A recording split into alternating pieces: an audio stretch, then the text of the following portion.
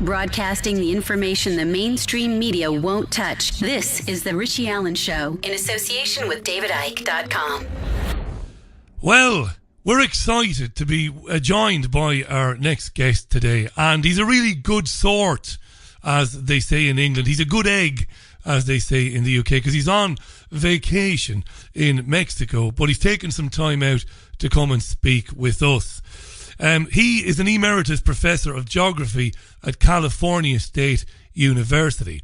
Now, he's been researching a number of issues, and he's been writing and broadcasting his theories and opinions on issues that are very close to our hearts on this program. Issues like climate change, issues like surveillance, issues like gang stalking and targeted individuals. And he's doing it, and he has been doing it for a number of years in a terrifically academic way.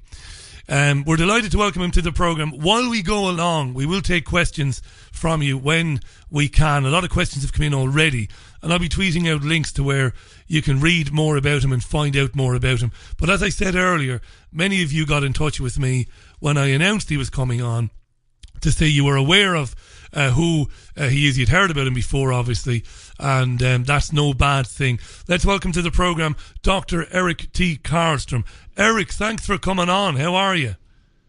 Excellent. Thank you, Richie. It's a real pleasure to have a chance to talk to you. I've enjoyed your shows over the years, and I'm very sympathetic to the directions, the courageous directions, I might add, that you've been taking it. My websites, for those who are interested perhaps in checking them out while we speak or whenever, that are pertinent here, are 911nwo.com, gang stalking mind control cults.com. That's all one word. It's awkward, but it tells you what it's about. Also, in relation to the man-caused global warming fraud, natural climate change.org, and that really plays to my own academic background most suitably. Also one on water issues in Colorado, where I live most of the time, called San Luis Valley Waterwatch.com. And I've also dabbled in the world all of my life as a musician, and I've got a music site, erickarlstrom.com. That's the only thing that I'm selling is my CDs.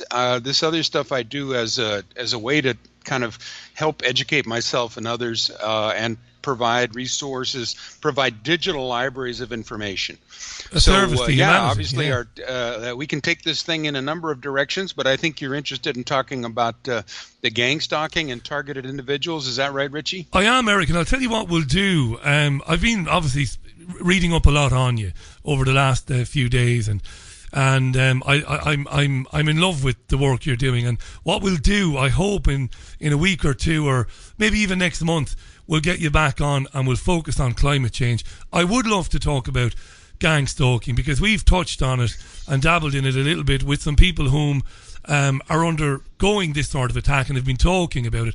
Eric, if you were to explain to somebody who'd never heard the term gang stalking before, as a beginner's guide to it, what would you say to them? What is gang stalking? Very good. Well, I think that's an excellent place to start. I wanted to start here. Gang stalking and targeted individuals, these words I think would need to be redefined. I don't think these are words that serve we, the public, very well. These are probably handed to us from the people who are doing the operations in order to confuse us. So based on my research and reading and personal experience now in this topic, I would say gang stalking would be better defined as a worldwide interagency program that targets individuals and groups who have been designated as adversaries in the New World War, which is termed in a host of military documents in the United States as 4GW, fourth generation warfare, AW, asymmetrical warfare, IW, irregular warfare, UW, unconventional warfare, capital MOOTW, military operations other than war,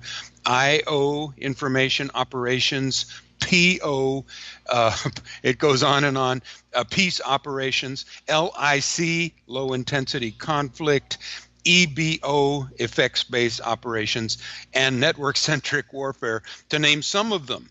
And so I'm kind of working on a better acronym, and I need help. Maybe there's some clever listeners out there. Yeah. What I've got is, how about this, instead of gang stalking, covert illegal citizen harassment, experimentation, torture, and assassination program, with a kind of a lousy acronym, SITCHATAP. It's not bad, Eric. It's not bad. Here's one that's worse. What's that? It's not bad. As a start, it's not bad at all. Okay, here's another one. It's even worse. Covert, extra-legal, global, interagency, citizen surveillance, experimentation, torture, and assassination program, SELJIC-SETAP. Right. Anyway. It'll never catch on. These are unwieldy, but they are descriptive. Now, in terms of targeted individuals, see, gang stalking doesn't tell you who's doing it or why. I think the terms that I'm coming up with maybe a little better in that regard. Targeted individuals doesn't tell you who's doing it either. I think maybe another terms would be designated as states' internal enemies or adversaries, or they use the terms insurgents, non-state actors, potential terrorist threats. These are blacklists, like the Phoenix program in the Vietnam War, to neutralize the domestic population or the domestic support system for the Viet Cong back in the Vietnam War. In this case, the people that anybody can be put on these lists and tortured and ultimately harassed or even killed. So, Eric, somebody gets their name on this list, and it might be some man or woman who is agitating, organising rallies in state capitals or in London or Manchester, and the person might be very charismatic, and they might be gathering great numbers of people, and they might be disseminating important information. Now, who decides to attack them? Is it one agency, or is this a multiple agency program against the people? Absolutely multiple agency. In fact, just like the Phoenix program in the Vietnam War, which went on from 1967 until the early 70s, which our leadership deemed a success and patterned the death squads in Central America, Iraq, and Afghanistan and elsewhere after that. This is coordinated many agencies. In fact, most of the sectors of society are coordinated with these Department of Homeland Security fusion centers, now 78 in America, and the FBI's Joint Terrorism Task Force. What they're dealing with is federal agencies, intelligence agencies, and the military, who are now coordinating efforts with local police and the private sector contractors and vigilante citizens groups like Neighborhood Watch and vigilante police groups and first responders and even businesses, like your local restaurant and hotels, so that essentially what the military is doing is using the civilian sector as quote unquote irregular forces in order to target other citizens, and you've described it well, who might be perceived as potential leaders, who might want to educate and mobilize others for some kind of political change. So This is a way to neutralize smart people. Eric, can I clarify something? Can I clarify something there, because you've blown my mind, and no pun intended there. You've absolutely knocked me for six. The old cricket term there. I'm actually stunned. You're saying that these, I'm going to call them monsters because they are monsters. These are sociopathic, even psychotic monsters. They are using our friends and neighbours against the people they are targeting. You mentioned Neighbourhood Watch. How would they do that? Would the Neighbourhood Watch person be aware that he or she is being used as a conduit in order to target somebody else? Are they aware of it? How does it work? Yeah, that's a very good question. Dr. John Hall, who is a physician in San Antonio, Texas, wrote a book called, two books on this. One is called Guinea Pigs, Technologies for Control. And he says that the targeting has 6 phases. The first, you get selected. Second, surveillance, then stalking, and concomitantly with the stalking, you have the defamation phase where the target is defamed in the community. And then you have the direct attacks with electronic weapons, directed energy weapons, and then you have the monitoring of the program. Well, along the way, operatives, who might be, with the local police or with the military or whatever, are actually conducting a rumor campaign and are spreading lies about the targeted individual. They actually have in their term. There's a lot of this coming from a book by Mark M. Rich, New World War, Revolutionary Methods for Political Control. And so they would go into the community, they would tell, your neighbors that you're a pedophile or you're a prostitute or whatever, and that you're a suspect.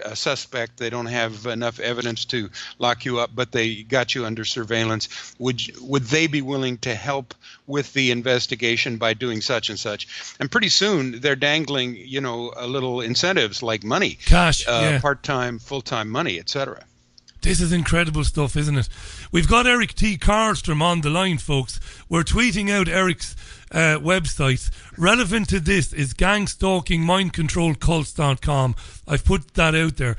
Eric is a fascinating man because he obviously is an establishment man. He's a professor emeritus in geography at the California State University. And Eric, before we move on to talk about the technology and the sorts of things that happen to people, they never see guys like you coming, do they? I mean, they never see guys like you coming. Guys with that academic pedigree that you have. It's not so easy to shoot you down and call you a crazy conspiracy theorist. That's why you're so valuable, I think. That's why they try to take us out. Yes, it's wonderful, isn't it? No, it really is good. So I've been lucky enough to interview people over the years, and you've heard of some of these people. You know them. People like Barry Trower, who used to be a Navy weapons researcher for the Royal Navy here in the UK. And Barry said years ago, they've had weapons to direct energy at people, weapons to put voices in people's heads. But what's fascinating, Eric, about talking with you tonight, it's almost like, and correct me if I'm wrong, but some of these directed energy weapons and all this might be old technology now. I mean, this might be yesterday's stuff. We might not even have a clue as to what they have, what technology they have that they're capable of directing at us now, if you understand. Yes. Well, we have, like in this book, New World War by Mark Rich, he lists many of the patents. A lot of this is electronic warfare technology that, goes back to the 50s and 60s and 70s with the CIA's MK Ultra program and even earlier. A lot of this is very, very top secret, classified kind of research. As you say, a lot of it's old. I'm sure there's new stuff that we're not aware of. But critical to their tools are these top secret technologies of electronic warfare, microwave hearing, as you mentioned. Synthetic telepathy is one, voice to skull.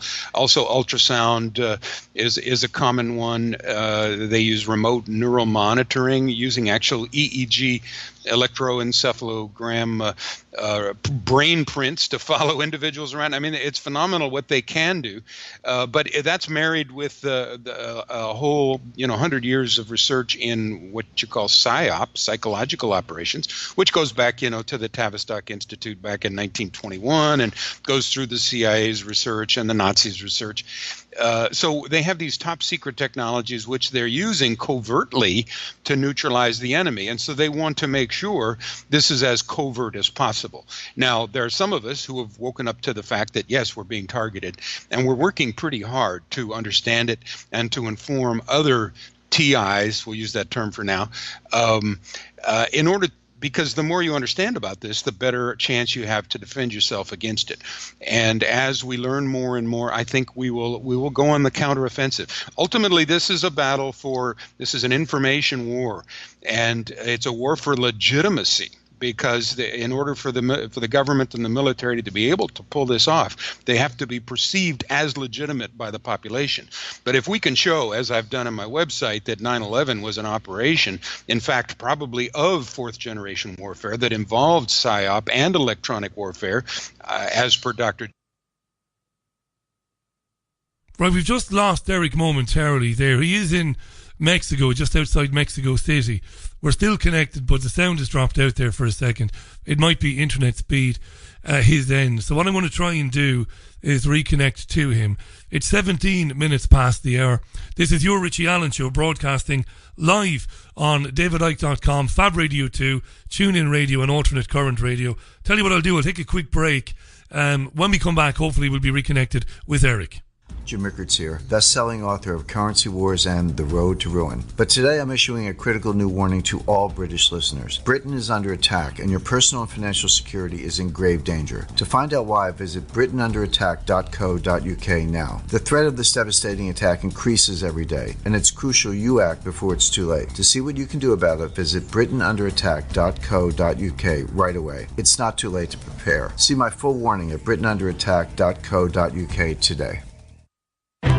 Looking to arrange a mortgage? Confused by all the deals available? Let Manchester Mortgages do the work for you. Take advantage of our free mortgage review offer throughout February and March and see if we can save you money. We are whole of market brokers with access to hundreds of mortgage schemes across the UK. Call us on 0161 706 0242 or go to manchestermortgages.co.uk. Your home may be repossessed if you do not keep up repayments on your mortgage. Manchester Mortgages are a trading style of Mortgages for You North West Limited, who are authorised and regulated by the Financial Conduct Authority. All eyes on Manchester, Saturday, March 4th, 2017. The Awakening at Bowler's Exhibition Centre, Manchester. Join the stars of the Ancient Aliens TV series and the leading figures in the field of ufology and ancient alien theories. Eric Von Daniken, author of the hit book Chariots of the Gods, and Emmy Award winner Linda Moulton Howe. Get tickets now at www.awakeningufo.com. There's a place high in the mountains of Spain, a sanctuary where souls gather from all around the globe to learn about themselves and experience powerful changes in the way we see our world. They become awakened to their gifts and their power to heal others. Become part of this ever-growing worldwide family of unique, pure energy healing practitioners. Discover how amazing you truly are. Go to www.markbayerski.com. It could just change your life forever. Virtually every transaction that involves a child is valuable to somebody. We intend to show everyone the real reason children are being removed at an alarming rate. No, this is awful. The baby's not been seen by the doctor or nothing. They are psychopathic. They have got the legal right to kill children now, because that's what they do. Traffic 2, available now at pmiddletonpictures.co.uk. Right, welcome back to the programme, pmiddletonpictures.co.uk for Traffic 2 Extraordinary Film. Now, Eric has gone offline. Everything is fine our end, but he's gone offline where he is in Mexico. That could be for a number of reasons. The signal was very strong, funnily enough, during that conversation that we were having, but it might be that there's been some problem with the internet connection there. It's exactly 21 minutes past the hour, so we'll give it a few minutes and hopefully he'll reconnect, because this is absolutely fascinating stuff. It really is. In the meantime, I've tweeted out an interview that I did with Dr. Catherine Horton, the Oxford PhD, an interview that we did in very early December. I came across Catherine. In fact, she reached out to me and sent me some YouTube videos she'd made. And Catherine is convinced that she's been subjected to the sorts of harassment and stalking and voice-to-skull technology that Eric was about to get right into there. And I've tweeted that interview out in the event that you didn't hear it back in December. It really is fascinating. It's also important. And Catherine Horton was incredibly articulate, as you'd expect, but she was also really, really, really credible. All right, 22 minutes past the hour. A number of comments came in there with a number of points. Dr. Rowney killed it, which I would have put to Eric at some stage. That was from Buzz. Comments coming in from Faisal, from Field Mouse as well. Tristan wanted to know, Tristan says on Twitter, I do believe, Eric, But Richie, could you ask him for real world examples of gang stalking? Now, Catherine Horton's story was fascinating because she attended a trial, didn't she? She went to the Old Bailey to attend a trial to do with, it was the Russian poisoning trial, wasn't it? It was, if I remember correctly. And she was doing that for research. She just started turning up to the trial and sitting in the gallery. And it was around, it was during that trial that she started getting stalked and followed by strange men, mysterious men. That was the beginning of what has become pretty much of a nightmare for Catherine. And we are going to get her back on the programme real soon to do a follow-up with her. Now, Eric has just reconnected with me. Fingers crossed that we get him back in the room. Maybe he was in an internet cafe. Maybe his time ran out. I have no idea. But he's online. We're trying to connect to him now. The slings and arrows of live radio. This is your Richie Allen Show on davidike.com, Fab Radio 2, alternatecurrentradio.com, and TuneIn Radio. Yes. Eric, you're back in the room. How are you? Welcome back. Now, you might be frantic. Yes. You're there. Good. And then he's getting a bit fadey again. He's fading out. Richie, it's kind of weak one reception here.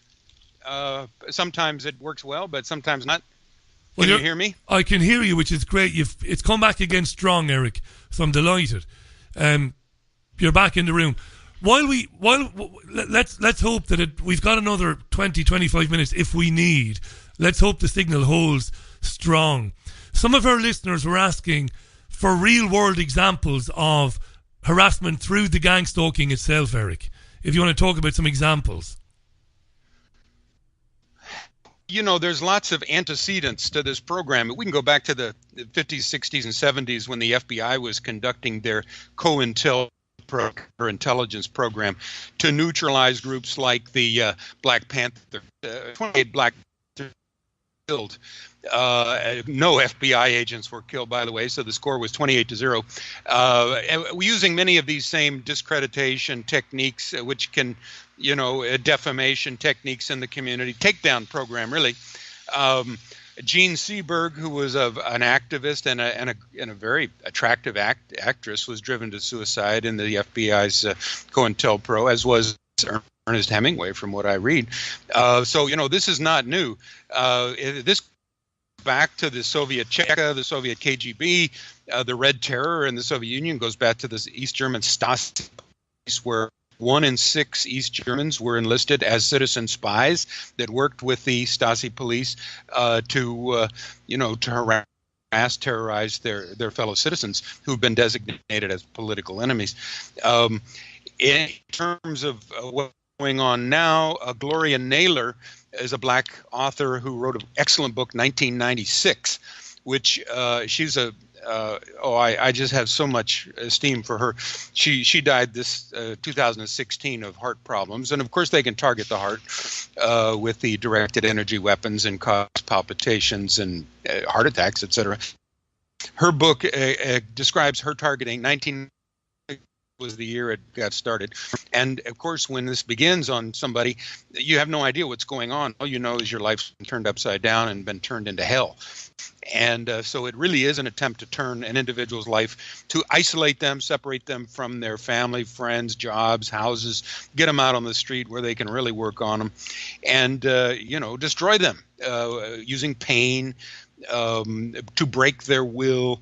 It's from a psychological point of view, is just using, loading more pain on an individual. It's terrifying, isn't it? Stimulus response, I guess they call it. And it's terrifying for people, and they don't know where to go. And if they do go to the police, because of compartmentalization and because of need to know, the average policeman or woman doesn't have a clue that any of this is going on. We spoke with a woman just before Christmas called Dr. Catherine Horton. She's an Oxford PhD. She's a PhD like you, very credible woman, academic qualifications, coming out the wazoo. She's a really smart lady. And she got in touch with us, and she hadn't spoken with anybody.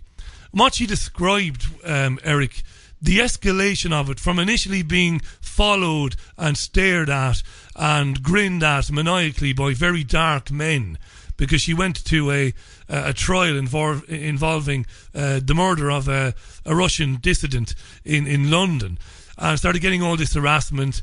It escalated from there then to voice to skull, to directed energy weapon attacks. And there's a very, very credible woman. One of the points she made when she spoke with me was, who do you tell about this? Because you speak to anybody in authority, their immediate inclination is to think, well, this lady is paranoid or she's not well. This is clandestine stuff. Your average policeman and woman, they will not know about this. Is that fair to say? I don't think so, Richie. I think oftentimes they are actually in on it. I think they go to the... Are you there? Yeah, listening loud and clear. I think they go to the... We got you loud and clear, Eric. Go ahead. Okay. Yeah, I think the police departments are often pulled into it through the fusion centers. They're coordinated by the Department of Homeland Security. We're going to lose him again. So that if people do go to, are often not going to get a sympathetic ear. If they go to a doctor, the goal of the program is to get you locked up as a crazy, get you to commit suicide, to kill yourself, or to commit a crime of passion against somebody else, to push you over the edge. Then they can put you in a psychological institution. Now, we can look back at the work of Dr. his book about the Bluebird Project, which is back in 1951. That's a predecessor of MK Ultra. Right, we're losing Eric, and it keeps breaking up, and it's actually becoming impossible. So we're going to try and phone him, and if we can phone him, we'll get him back on, and we'll get into this, because where he's going now is incredibly interesting. This next segment, we're going to talk about how somebody can be induced through this type of targeting to committing a crime, a very serious crime. We're talking about mass shootings. We're talking about, somebody running into a building, running into a school, running into a cinema with automatic weapons and shooting people. So we're struggling here. We're struggling to get him back on, sadly. And it's because he said the coverage where he is based is a bit hit and miss. It was fantastic for the first 15 minutes or thereabouts.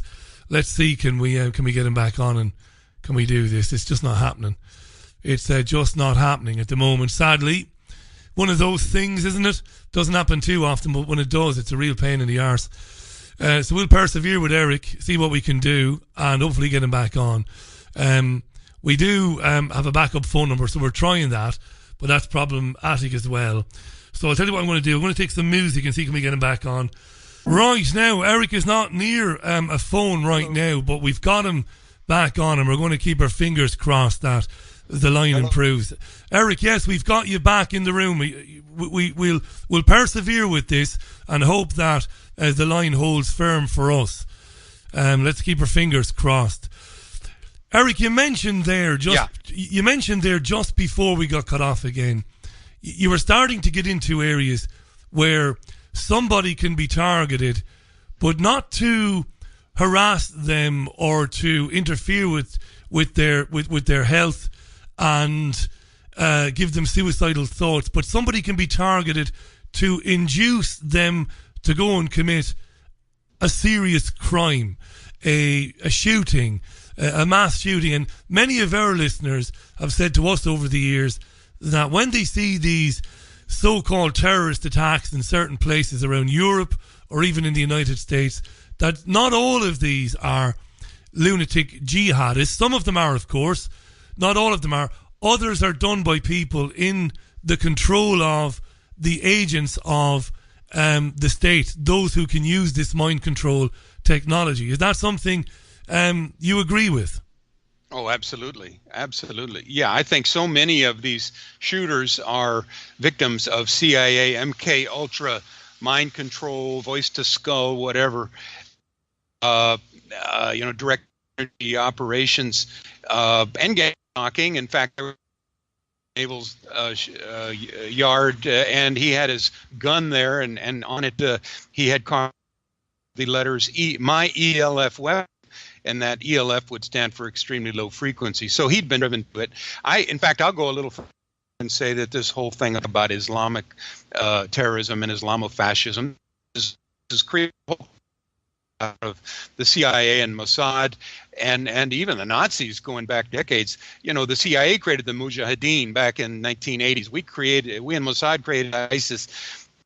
All of this Islamic terrorism is a creation of the enemy in order to advance this new world war, which is so well described in Mark M. Rich's book. And these directed energy weapons then are very, very useful secret weapons then in this new world war. Of course, it does get to torture, you know, and Gitmo and Abu Ghraib and all those sorts of things. It's all part of it. But I think the important thing here is to know that now the battle space has been defined in such a way that the whole world is the battle space. This is in military documents, and our American Empire military budget for 2017, $773.5 billion, calls for spectrum dominance of the whole world from the bottom of the ocean to space. And as of 2014, one reporter, McGrath, said, yes, we got 5 or 6 hot wars going in 134 nations to destabilize those with this kind of conventional warfare. And if you start to add all of these targeted individuals and target groups that are being targeted now under this 4th generation warfare, there's probably millions of ongoing operations, military operations, that use civilians as irregular forces. So our world has been changed from us, Richie, and there has been a restructuring of society that we need to look at very carefully. That's part of it, a little restructuring of society. One of the things that always fascinates me, and I mentioned this earlier on, is your background, your academic background. What do your peers think of your research into these areas, Eric? I mean, they must have an opinion. I mean, the standard one is, you know, our mate he's lost his marbles. What sort of feedback do you get from your peer group? Okay, well, I mean, I've got my friends. One of my friends was former Office of Naval Intelligence, you know, and of course he was an operative during the Vietnam War, so he would have, you know, been a case officer, and he would have done these kind of things that we're talking about, like a CIA case officer. So, you know, his automatic response would be, "Oh, that's all conspiracy theory." And then one of our good friends is totally with me on this stuff, you know, so it varies by the individual. I just got an email from somebody else in the California state system who says they have been a target for many years, and was calling my attention to the fact on the camp there an FBI investigation of such and such a professor. And so, yeah, I mean, the intellectual side of things is also very much targeted.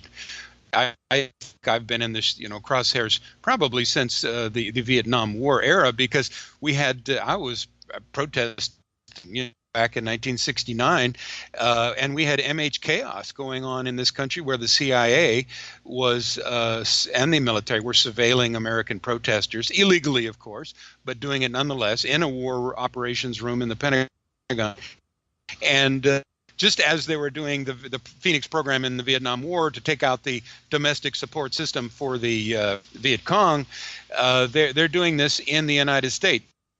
You get into the work of David McGowan, and who wrote Weird Scenes from Laurel Canyon, you see how extraordinarily extensive the mind control operations were in America in the late 60s. Now, so this is the world I grew up in. So, you know, I guess, you know, it was automatic that people in the Vietnam War era didn't trust anything the government said. So this is nothing new for me. And you know, Eric, it must be a thing as well when men and women get into politics. And I don't mean the rich men and women who get into politics, but sometimes we get people from working backgrounds who manage to get into politics. They manage to win a seat in Parliament or in Congress. And when they were on the campaign trail, they were firebrands. You know, they were talking about taking on the banks, or taking on corruption, taking on the big companies who don't pay any taxes. And then they almost become like mice when they eventually ascend to the position they were trying to reach when they become a member of parliament or a congresswoman. And I've often wondered, have these people just been targeted in that way? Has their demeanour been changed? Has their energy been changed before they enter office? And we think, great, one of ours is going to Congress. Mr. Smith is on his way to Washington and he's going to do what we want him to do. But these people say, well, we'll see about that. And they target guys like that. It must be going on, surely. Yeah, you know, Cynthia McKinney, who I believe you just interviewed, is one of my heroes, and Jim Traficant as well, both Congress people who have gone public with the fact that even when they started to declare themselves a candidate, they were approached by AIPAC, the American Israel Public Affairs Committee, one of the most powerful lobbies in Washington, D.C., and they were asked to sign an agreement saying they would support Israel, and if they didn't, of course, then their funding would dry up. And, of course, all congressmen and senators realized that, you know, you've got to have money to run a campaign, and this is, you know, one way that they've been co-opted by the Israel lobby, even before they win the office that they're running for. Now, Traficant is no longer with us, but Cynthia McKinney still is, and she's written and talked about this in her interviews. I've got these interviews posted on my website. Yeah. You know, there's a woman, courage, and this is how things are controlled, through money and through intimidation and control files that go back to the, you know, J. Edgar Hoover era and things like that. And you know, you get a congressman in a compromising situation, you know, and they got then got him, you know, or her. But even if they just sign the declaration of support for Israel, and they veer away from that, then their funding dries up and they find themselves out of office. So, yeah, the point they're very. Yeah, Eric. The point I was making was system. The point I was making was those that are inclined to go against that.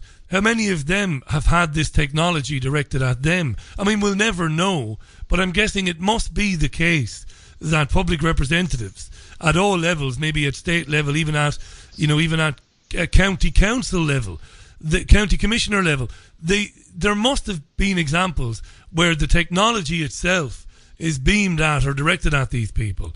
You know, it just fascinates me, because for the people who control that technology, for them the possibilities are pretty endless, right? They're limitless. They can do whatever they want and target whomever they want, more importantly. And thus remake society in their own image. Yes, I think you're absolutely right. I think our politicians are under attack various ways, and this would be one of the most insidious and ferocious ways to attack anybody. I'm going to mention gang stalking, mindcontrolcults.com. We've got Eric Carstrom on the line. I'm sorry about the sound problems. It is breaking up as sporadically as we go along. That's just one of those things. It's unfortunate it happens. We'll do this again with Eric anyway in the future. Check out gang stalking, mindcontrolcults.com. So Eric, the obvious question then, what can people being targeted by this do about it? Now I go back again to Dr. Catherine Horton from Oxford. She's now in Switzerland and she really believes she's under the cosh. She's under the hammer of this at the moment. What do people undergoing this sort of attack, what options do they have open to them to do something about it? What can they do? Well, you know, I think, for my sake, this is why I've put together this website. I can recommend some resources. People can read these things, can learn about the program, and therefore they can protect themselves better. Again, Mark Rich's book, New World War, Revolutionary Methods political control is extremely helpful. Marshall Thomas's book, Monarch, the New Phoenix Program, is excellent. Douglas Valentine's The CIA as Organized Crime, How Covert Operations Corrupt America and the World. Dr. John Hall's Guinea Pigs, Technologies of Control. A.K. Forwood's book, Gang Stalking and Mind Control. If you can deconstruct this program and understand what is happening to you, they're trying to put you through hell. They're trying to get you to kill yourself or somebody else, or get labeled as insane so they can put you away. But the more you understand about the program, the more you can defend yourself. And then eventually, I'm hoping that we can become more techno-savvy. These are weapons that are being fired at us, these electronic weapons. Once we understand how to counter that attack, we'll shoot back. And we have a Second Amendment in America.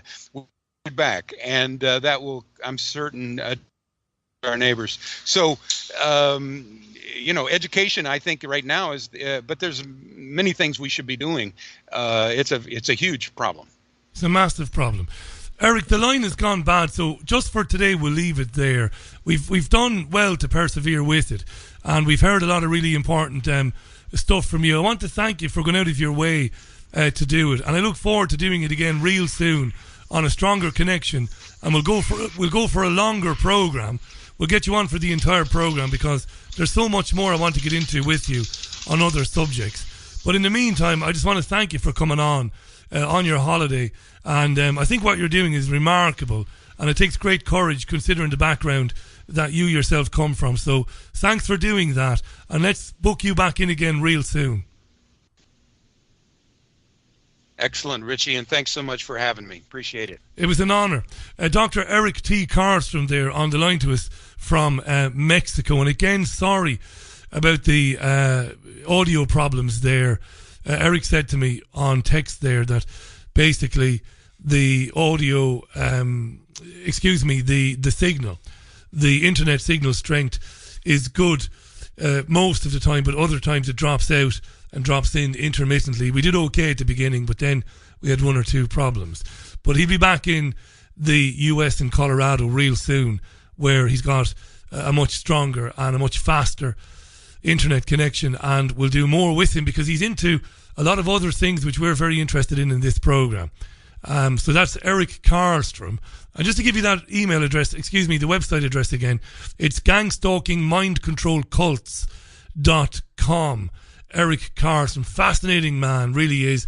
Professor Emeritus of Geography Professor Emeritus at California State University. What a fascinating guy.